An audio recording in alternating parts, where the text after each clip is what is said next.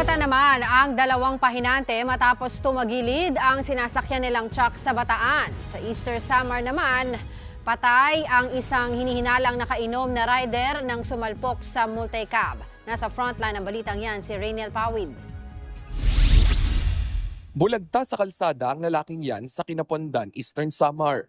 Nasawi siya matapos sumalpok ang minamaneho niyang motorsiklo sa isang multicab van. Ang kanyang asawa na angkas, sugatan at dinala sa ospital.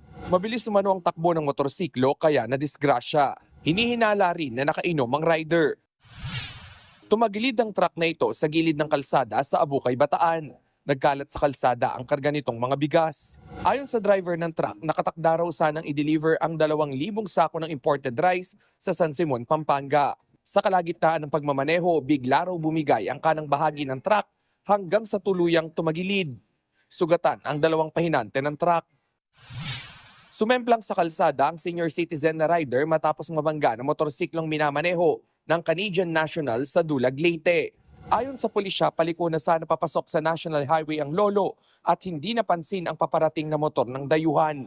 Isinugod sa ospital ang biktima na uwi rin sa aregluhan ang insidente. Nagbabalita mula sa frontline, Rainiel Pawid, News 5.